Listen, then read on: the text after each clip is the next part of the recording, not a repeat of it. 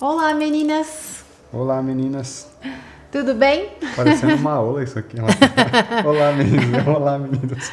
O vídeo de hoje é para falar sobre empreendedorismo, um assunto que vocês perguntam bastante para mim. Vamos ver se a gente consegue ajudar. Exatamente. Recentemente foi feita uma live onde houve muitas perguntas sobre isso e viemos até aqui para dar algumas dicas para vocês. E matar algumas curiosidades. Exatamente. Bora lá?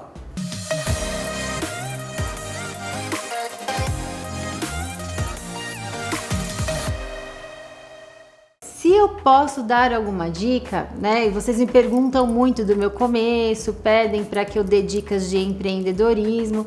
O que eu posso dar um pouco mais de dicas são relacionadas ao meu meio, né? Ao meu início.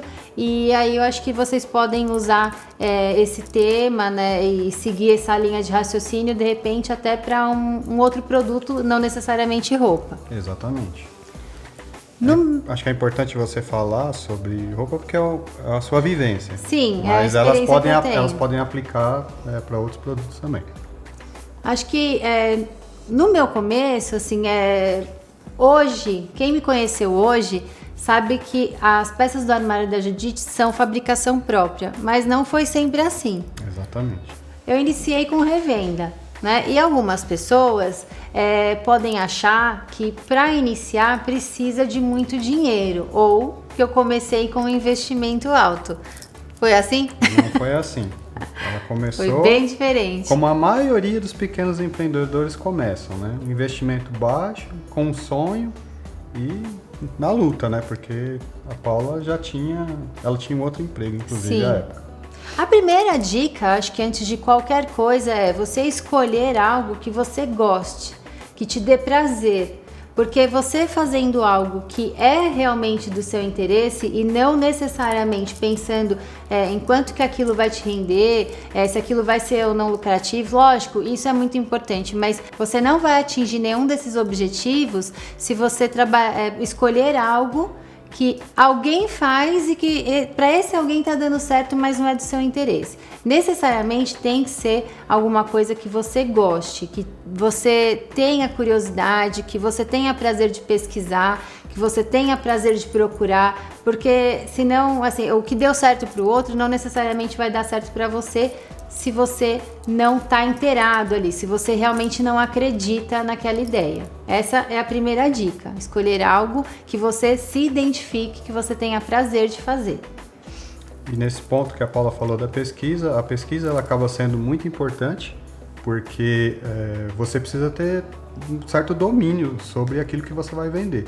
Então, essa pesquisa, você precisa procurar algo que seja prazeroso para você pesquisar, é isso que ela está querendo dizer. Exatamente. E para você se aprofundar, porque você vai precisar vender isso, você precisa demonstrar conhecimento sobre o produto para poder vendê-lo. E aí depois você conseguir fazer uma curadoria e identificar os produtos, né, para atender a sua demanda. E assim, quem quer empreender, quem quer iniciar um negócio, eu percebo nas pessoas uma característica inicial. Demora para começar porque fica procurando o momento ideal, né? Você fica procurando o momento ideal, o produto ideal, o local ideal e você não vai descobrir. Dificilmente você vai ter todas essas respostas antes de você realmente dar início. Até porque muito acontece de você começar por um caminho e no que você está percorrendo ali aquele caminho, te surgem novas ideias e você muda totalmente o rumo. Então, esse planejamento é importante, mas não excessivo, porque não necessariamente você vai conseguir seguir os planos, porque no meio do caminho tem muita mudança de plano, tem muita pedra. Então, se você tem uma ideia, assim, uma ideia na sua cabeça, ela não vale nada, é zero. Você pode achar que você tem uma ideia de milhões de dólares, mas se você não colocar ela em prática, ela não vai valer nada. Então, você deve sim, né, pesquisar, fazer seu planejamento, mas execute com as ideias que você já tem, com a pesquisa que você já fez, coloque em prática. E você, no meio, né, nesse trajeto, você vai contornando, vai descobrindo outras coisas, mas é importante que coloque isso em prática. Acho que até que você pode falar um pouquinho como é que você fez, né, então, como você descobriu, como é que você fazia a sua curadoria no comecinho. A moda, sabe eu vou falar mais focado com relação à moda, que é a minha experiência. Então, a moda sempre foi um assunto total do meu interesse. Eu trabalhava com algo que não tinha absolutamente nada a ver com a moda, só que em paralelo a isso eu sempre me interessei pelo assunto moda, acompanhava todo esse trajeto da moda, então era um assunto que me interessava e que eu pesquisava e que eu lia por prazer, né, e não por trabalho. Então esse foi o primeiro ponto. Baseado nisso, eu sempre tive o meu estilo independente do que a moda estava exatamente ditando. Então isso acho que me ajudou um pouco, assim, eu tinha o meu gosto, e se aquilo que tivesse na moda não era o meu gosto, eu não necessariamente eu ia usar, tá? Que eu fazia? Como eu comecei exatamente? Existem alguns polos que todo mundo conhece, aí os principais aqui em São Paulo pelo menos, que é o Brás, o Bom Retiro, né? Alguns polos que estão ali mais concentrados as lojas de atacado e onde a maioria dos comerciantes da minha área procuram os produtos para fazer a revenda. No meu caso, eu optei pelo Brás, porque não necessariamente, porque hoje, né? Hoje eu tenho uma outra visão, até pelo conhecimento, né? Da experiência, né, da vivência. No início a minha ideia era que o Brás, ele era mais barato, os produtos eram mais baratos do que do Bom Retiro. Né, de uma certa forma, sim, acaba sendo. Mas não necessariamente, porque tudo depende de qual é a loja que você vai, qual a marca que você procura. Então, nesse aspecto, eles acabam equivalendo. Mas eu achava que eu tinha mais oportunidade de encontrar peças com um valor mais acessível, porque o meu investimento, ele era super baixo. Com o meu investimento, eu fui a primeira vez para o Brás para comprar roupa, perdida, não sabia por onde começar, eu não tinha CNPJ, eu não tinha absolutamente nada, tá? Como a maioria dos pequenos Como a maioria empreendedores. dos pequenos empreendedores. Obviamente, depois da sequência eu vi que eu precisava ter um CNPJ e fiz de MEI.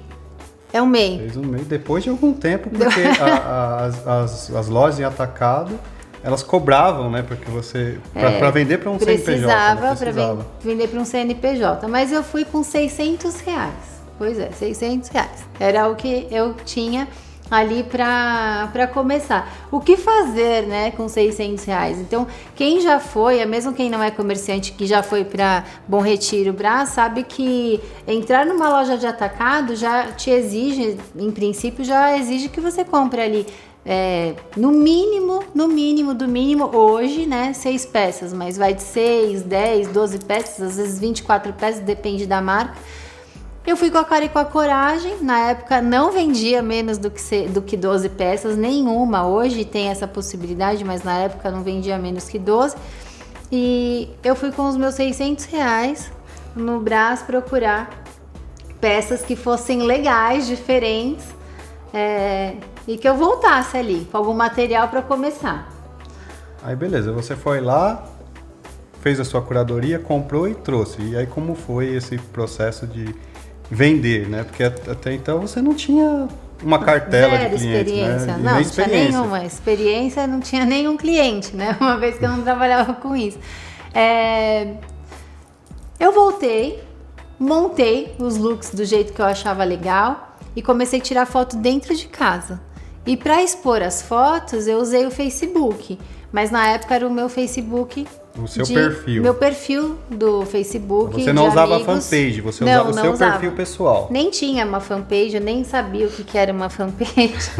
Eu tinha o meu Facebook ali, com os meus amigos, e ali eu comecei a expor as fotos, e as minhas amigas começaram a se interessar, enfim.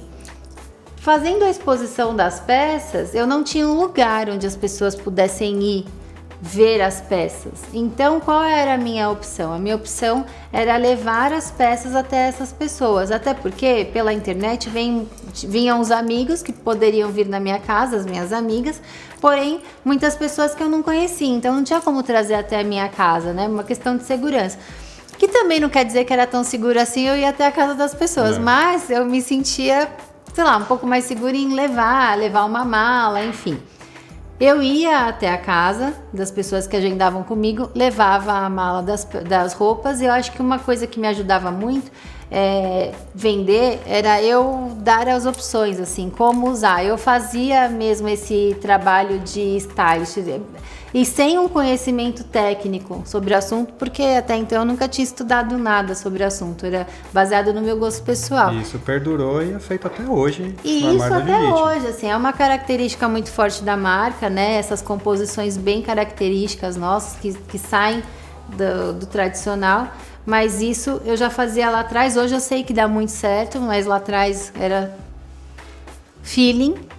Verdade. Né? E as pessoas que foram me conhecendo foram criando um vínculo por isso. Até porque, estando na casa das pessoas, às vezes uma peça que ela queria, ela tinha uma ideia de como combinar com uma outra que ela já tinha e que não sabia como usar. Então eu falei, tem essa saia aqui, como que eu posso combinar essa saia? Eu falei, essa blusinha fica legal, essa jaquetinha fica legal. Então eu acho que você dar essas dicas é muito importante, porque por incrível que pareça, muitas pessoas não conseguem, têm dificuldade de combinar o branco com o preto. É verdade. Né? Então a gente pode concluir que, assim, hoje as pessoas têm, vocês têm muito mais ferramentas do que a Paula tinha no início dela. Então, vocês sabem onde são os polos, onde é possível comprar, e tem muito mais ferramentas hoje para fazer divulgação, porque naquela época você só tinha o Facebook e você só sabia que existia o perfil, que era o que você utilizava. Feito isso, hoje, né? As pessoas têm o Facebook, têm o Instagram, têm o TikTok, tem o WhatsApp, então tem várias ferramentas que vocês podem utilizar para fazer essa divulgação, para fazer essa composição de looks como a Paula está sugerindo aqui. Sim. E não só, a sugestão não era só da peça em si, era combinar o todo, né? Tanto que, por isso que eu falei no começo, que às vezes você inicia ali com uma ideia, vai por um caminho e a partir daquilo te surgem outras oportunidades. Por exemplo, os acessórios sempre foi um item muito importante para mim nas minhas composições. Eu usava os meus acessórios, comprava em qualquer lugar, não tinha uma loja específica, comprava biju bem barata, comprava alguns acessórios mais caros, de uma qualidade melhor, mas assim, eram meus, né? E aqueles acessórios eu usava para compor os looks que eu mostrava. Sim. E a partir daí, tinha muito pedido pelos meus acessórios. Falava, poxa, ficou tão legal essa montagem, eu quero o acessório também, eu quero a pulseira também, eu quero o colar também, mas eu não tinha. Então isso foi uma mudança que também aconteceu no caminho, você não planejou. Eu não planejei, então vejam, precisa iniciar, né? Chegado ali nessa bifurcação, eu poderia inclusive ter optado por seguir pelo caminho dos acessórios, por exemplo. Era uma opção. Né? Porque foi uma outra oportunidade que surgiu. Eu estava ali focada nas roupas e de repente eu vi que tinha um outro mercado para mim, que eram os acessórios. Eu resolvi unir os dois, né? Hoje eu não consigo, até porque eu gostava muito dos looks, né? De compor os looks, e o acessório ele era um complemento para o look. Então eu continuei nessa linha do acessório ser um complemento e não mais a minha peça principal, né? Não o meu foco principal. O meu foco principal são as roupas. Hoje a gente fabrica os acessórios também, mas o foco sempre foi a roupa. Poderia ter mudado no meio do caminho. Eu me recordo que houve uma época em que o armário da Judite passou por uma dificuldade de caixa. Isso já tem algum tempo. E muitas pessoas podem estar lá do outro lado também, assim, poxa, eu tô sem dinheiro, Paulo, como é que eu posso, sim, se eu não tenho dinheiro para comprar as roupas, como é que eu posso, qual seria a alternativa para que eu pudesse ter algum produto para vender? Teve uma época que a gente teve bastante dificuldade, assim, o caixa ficou praticamente zerado. Então, quase sem estoque, né? E praticamente sem estoque. As roupas que foram ficando ali, sabe? Aquelas pecinhas que vão ficando, eu sem caixa. E aí entra o seu bom relacionamento, né? Graças a Deus, eu sempre tive um bom relacionamento eu sou falante, eu me aproximo das pessoas. Fui fazendo amigos nesse meio do caminho, né? Pessoas que trabalhavam, que me forneciam, inclusive. E consegui o seguinte, eu consegui que alguns dos meus fornecedores me fizessem peças consignadas, né? Então eu pegava um mostruário ou até mesmo grades de algumas peças, eu mostrava, quando era um mostruário, eu mostrava a peça e aí eu tinha um tempo ali combinado que eu ia ficar com aquelas peças, mostrava o que eu vendia ok, o que eu não vendia eu devolvia e aí conforme eu ia vendendo, eu fazia o pagamento dessas peças. Então, essa é uma maneira, se você tem aí contato, vai nesse meio do caminho criando contatos, um bom relacionamento, você encontra pessoas que trabalham dessa forma com peças consignadas. Sim. Agora, uma coisa que eu fazia muito também, quando eu não tinha um caixa assim, para fazer um estoque, ter muita variedade, por isso é muito importante você também não ter sempre só aquele fornecedor, para você ter variedade de produto, mas você ter um bom relacionamento com os seus fornecedores.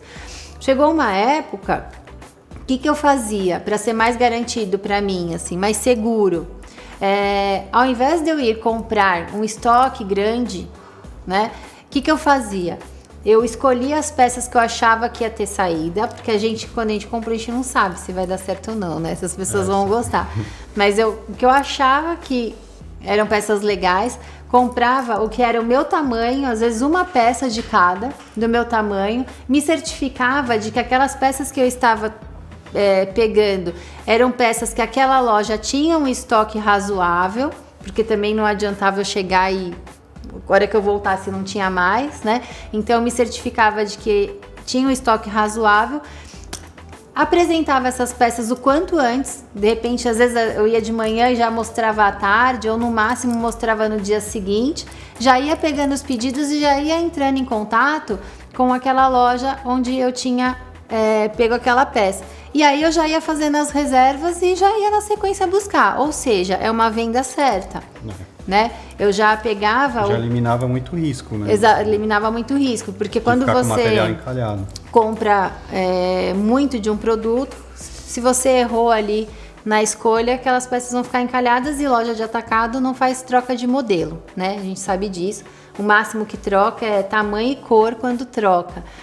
Mas modelo dificilmente alguma loja troca. Então, para eu não correr esse risco, mas isso, vejam, é sempre uma questão ali de você conversar, de você ter um bom relacionamento. Isso não acontece de cara na sua primeira compra. Eu me recordo que nesse período, inclusive, que você acabou de citar, que você precisava pagar essas mercadorias no dinheiro, era quase à vista. E com a credibilidade que você ganhou perante os seus fornecedores, eles começaram a liberar para você o pagamento em cartão de crédito. Sim. O que ajudava você a parcelar e melhorar o seu fluxo de caixa. Sim. E isso hoje já é mais acessível, né? Sim. Essas lojas de atacado já vendem, né? Em Sim, cartão é de bem crédito. comum vender com cartão de crédito, embora...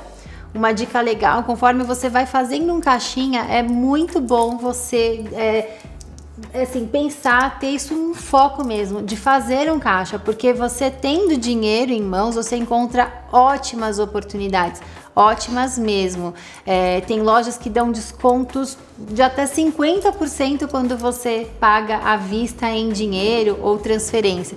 Então, e o cartão parcelado, você acaba não tendo nenhum desconto, mas se é a única opção, tá ok, né? Agora, você tendo ali uma reserva, você consegue aproveitar muitas oportunidades. E já que a gente está falando de caixa, acho que uma dica muito importante que pode deixar para elas é que já nesse começo de concepção aí do seu empreendimento, é importante que você faça uma separação, sim, da sua pessoa física da sua pessoa jurídica, ainda que você não tenha um CNPJ, porque essa mistura das suas despesas da empresa com as despesas pessoais vai fazer com que esse seu caixa ele se esvazie e você não sabe para onde vai o dinheiro.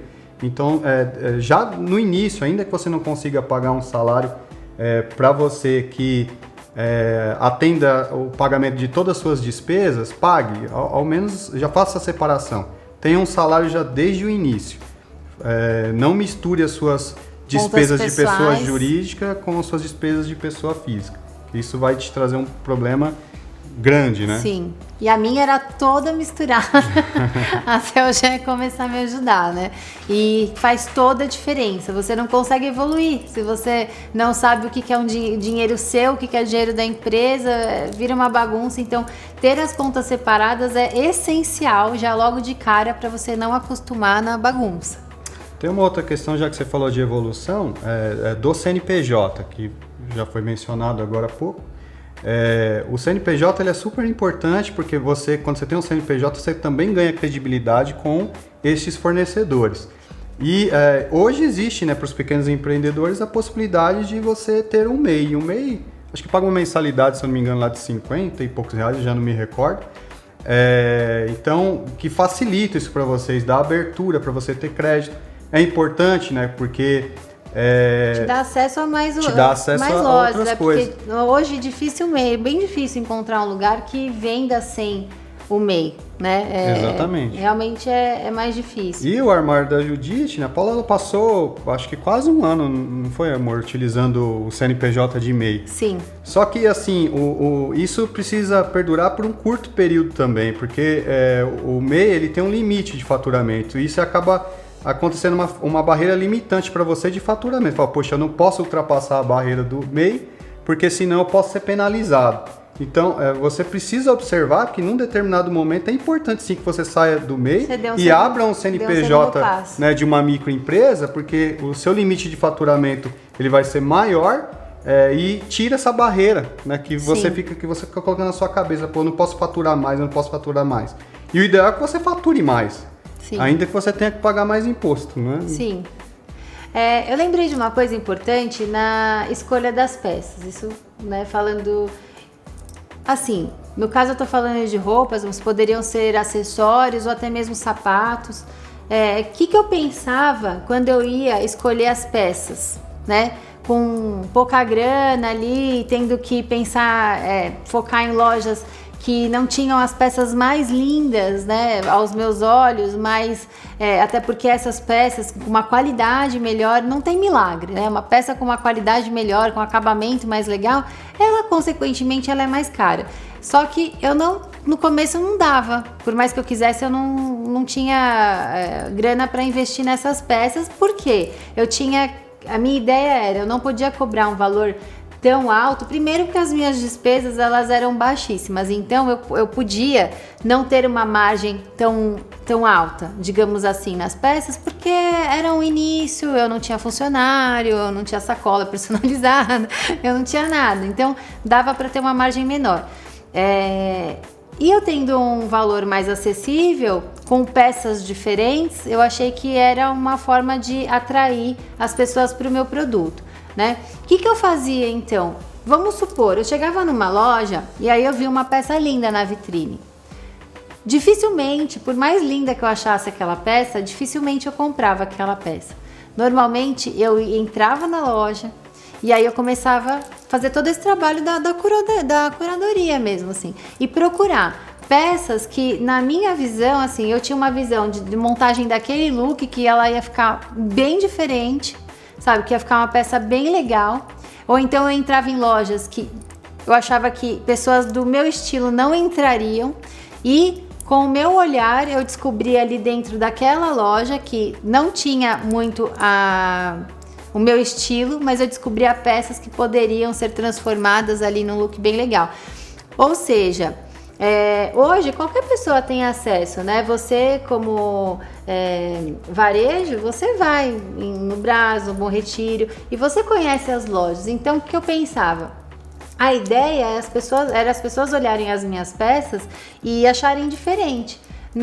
Eu não procurava ter peças que eu via que estava todo mundo vendendo, entendem? Então assim, se naquele momento estava na moda uma saia de linho com botões de cima e embaixo, eu não tinha aquela saia, por mais que eu achasse bonita, porque se todo mundo tinha, por que eu escolhia ter aquela peça também, para que tivesse essa questão da comparação mesmo, comparação de preço, né, porque é inevitável. Então o que eu procurava? Eu entrava nas lojas e caçava ali peças que na minha cabeça dificilmente alguém do meu estilo escolheria, mas que eu tinha uma visão de que eu poderia transformar num look legal. Então, peças que não estavam expostas eram sempre as minhas escolhas. Dificilmente escolhia peças expostas que alguém passando na rua poderia ver e falar: nossa, ela comprou nessa loja, ela pagou tanto e está me cobrando tanto. Então isso eu evitava assim ao máximo em fazer. Essa é uma dica bem legal. Muito importante mesmo. E como você fazia a precificação? Então, eu não tinha noção como eu tenho hoje, né? Hoje é totalmente diferente. A gente tem todos os impostos para calcular, custo fixo, enfim, eu não tinha a menor ideia. Mas para mim, não tinha uma regra. Eu olhava a peça e pensava se ela tinha cara de mais cara de cara de peça mais barata. Eu acho que isso é o que a maioria faz. E que muita gente faz também é dobrar, né, o valor da peça. No meu caso, nem sempre dava nem para eu dobrar, né, porque eu trabalhava com uma margem bem baixa mesmo. Porque a minha ideia ali naquele início era atrair as pessoas, né? Era atrair os clientes. Só que mais do que tudo, o que mais atraía o cliente não era só a peça. Assim, o que fazia podia ser a peça, né? No início a peça atraía o valor, mas o que fazia o cliente permanecer era o atendimento, né? O atendimento prestado a ele. Então, isso de tudo, né? Acho que chega a ser o mais importante. É como você lida com o seu cliente, como você trata o seu cliente. A atenção, o carinho que você coloca naquilo que você faz, porque isso vai fazer o seu cliente ele realmente ser o seu cliente, não ter sido uma pessoa que fez uma única compra, né? Acho que isso Então é muito importante você gostar de pessoas, né? Sim. Para você se dedicar no atendimento. E aí entra naquele início que você só vai se dedicar aquilo se você... que você gosta de fato e que você acredita, né? Já houveram pessoas que falaram assim pra mim: eu tô querendo abrir um negócio. Houveram não, sempre tem. Sempre tem, né? O que você acha que eu abro? Se fosse fácil assim, né? Assim, a minha resposta é sempre a mesma. Assim, o que você gosta? Você gosta de pipoca? Então, vende pipoca. Sabe? Você gosta de sapato? Então, como que você tá vendendo roupa se você gosta de sapato? Não, porque roupa dá mais dinheiro. Não, o que vai te dar mais dinheiro, o que vai te trazer mais sucesso é você fazer aquilo que você gosta. Você não consegue ter boas ideias, criatividade com aquilo que você não tem. Porque você vai trabalhar com isso todos os dias, né? E uma crença que as pessoas têm é que a partir do momento que você abre o seu negócio, que você vai trabalhar menos do que você trabalharia como empregado, que também é uma mentira. É uma mentira. Então, assim, o ser empreendedor é um jogo duro, sabe? É bem pesado mesmo, assim. As pessoas têm mesmo essa visão. Não quero mais trabalhar, não quero mais ser empregado, eu quero trabalhar para mim. Não, você passa a trabalhar para a sua empresa toda. Na verdade, você trabalha quase 24 horas por dia, porque você dorme pensando nisso e acorda pensando nisso também. Mas eu acho que assim, essa é uma pergunta que, nossa, como eu ouço, assim, o que você acha que eu faço? Eu tenho uma amiga que começou abrir um brechó de roupa infantil. Eu acho que tá dando muito dinheiro. Acho que eu vou fazer isso também. Mas você compraria roupa para o seu filho num brechó? Não, eu não compraria jamais. Percebe esse exemplo? Assim, então, como que você vai convencer alguém a comprar uma roupa no seu brechó? Se você não compraria uma roupa num brechó. Então, parta sempre desse princípio. Faça alguma coisa, não que está dando certo para o outro, mas que você tem prazer em fazer. Essa é a dica principal. Muito boa dica. Bom, tem muita dica, né? Tem dica. Tem assunto aqui para... Daria para fazer muitos vídeo aí para vídeos. ficar horas conversando sobre isso. Mas acho que você conseguiu resumir um pouco de como foi o início, né, do empreendimento Armário da Judite. E a gente pode aproveitar uma outra oportunidade para falar mais um pouco sobre isso. Eu acho que é isso por hoje. Continuaremos em outros. Né? Então, acho que numa outra oportunidade a gente volta com mais dicas, né, sobre o assunto, porque elas estão pedindo, né? E deixem as perguntas. Aliás, tem muitos pequenos empreendedores que acabam seguindo o Armário da Judite, acredito eu, para buscar inspiração, porque nós também fazemos isso, né? A gente Sim. busca inspiração em outras empresas, em outras marcas, e é importante, gente, você assim, buscar inspiração e não cópia, né? Porque Sim. tem muita gente copiando o que o outro faz. Você pode se inspirar. Agora, Pensa copiar... assim, o que atrai os olhares são as coisas diferentes. Você se atrai pelo diferente. Aquilo que é comum, que você vê o tempo inteiro em todos os lugares, não é tão atrativo assim. Então pense nisso para guiar o seu comportamento, o seu pensamento. Aquilo é legal? Aquilo é bonito? Está todo mundo usando? Legal. Mas você não precisa necessariamente ter aquilo como seu produto, você não precisa copiar o que o outro está fazendo, você não deve copiar o que o outro está fazendo, você tem que colocar a sua identidade naquilo que você faz e não a identidade do outro, porque senão não é natural. É legal você ter falado isso, porque na medida em que você está sempre copiando o outro, você está sempre atrás dele, ele vai estar sempre na sua frente, porque ele está sempre lançando algo novo e você copiando, ele lança algo novo, você está sempre atrasado, né? Está sempre atrasado, né? Então procure desenvolver, se inspire, mas não copie, busque inspiração para criar as suas coisas. Eu acho que essa é uma dica importantíssima também. Isso aí. Então, deixem aí nos comentários dúvidas que vocês têm a respeito desse tema, empreendedorismo, que acho que dá para fazer muitos vídeos falando sobre isso. E aí a gente vai se organizando para a gente próximos. Pode voltar aqui, a Paula falando das experiências dela, tudo que... Assim, e respondendo aí algumas perguntas, né, sobre esse assunto. Aprender, inclusive, com os nossos erros, Sim. né? A gente... Tiveram vários. Fica muito mais barato para vocês aprenderem com os nossos erros, né? Porque a gente também aprende com os erros dos outros para economizar, né? Sim. Sempre bom. Então é isso aí. É isso, né? Obrigado. Então, não se esqueçam de se inscrever no canal, curtir, né? Deixar o seu like e ativar o sininho das notificações. É isso aí. Tá bom? Beijo. Beijo.